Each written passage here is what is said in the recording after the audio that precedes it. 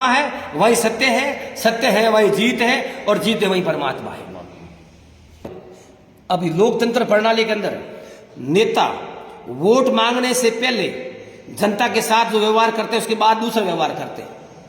शासक जो बढ़ता है वो बढ़ने के बाद में जनता के लिए नहीं रोता है, जनता उसको रोती है।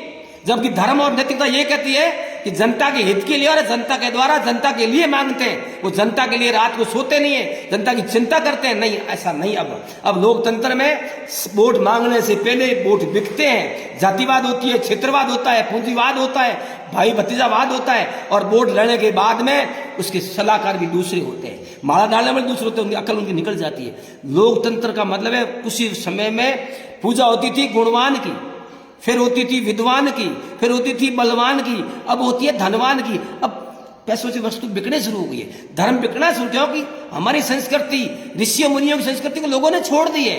लोग भौतिक सुख में घुस गए।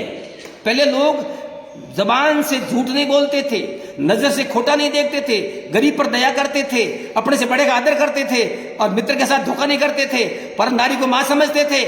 आज ये स्थिति है इस देश के अंदर कि शासक करने वाले शासकों को भी उसकी करनी और कथनी में अंतर है। मैंने हजारों ऐसे नेता देखे और मैंने खुद ने भुगता है इस बात के लिए।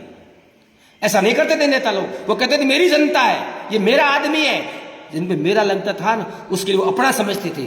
आज मेरा तो कहते हैं पर उसको खाते हैं और मौज करते हैं। इसीलिए इस पतन हो रहा है, देश का पतन हुआ है। ये गायों का क्या है? गायों के अंदर पाप है, ये व्यक्ति का पाप है। ये जो गौ माता है उसके लिए लोग सिर देते थे, आज अपराध का पैसा गाय खाती है और गाय भोग रही है। गाय के नाम में लोग रोजगार चला रहे हैं और गाय को लोग कहते हैं हमारी माँ है, पर उसकी लकड़ी मारते हैं, उसको भूखी रखते हैं, दूध दूहने के बाद गाय को घर से निकाल देते हैं और उस गाय को आज इससे गाय कट रही देश के अंदर। गाय का कोई बलि नहीं है, गरीब का कोई साथी नहीं है।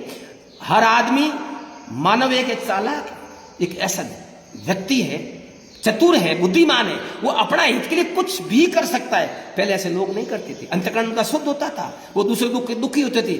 आज दुखी देखकर लोग प्रसन्न होते हैं, कारण कि उनके अंतःकरण में अविद्या है, अंधेरा है, अज्ञान है, निर्दयता है, समा के नाम वस्त्र कुछ उनके हृदय में है ही नहीं। इसलिए लोग वस्त्र पहनने के बाद में साधुता का मतलब है सरलता, दया, दान, दूसरे का भला, परोपकार, जीव जंतु का साथ अन्याय नहीं हो, प्रकृति से अन्याय नहीं। आज ये हो रहा है, प्रकृति को लोग नोच रहे हैं और प्रकृति वापस को जवाब दे रही है।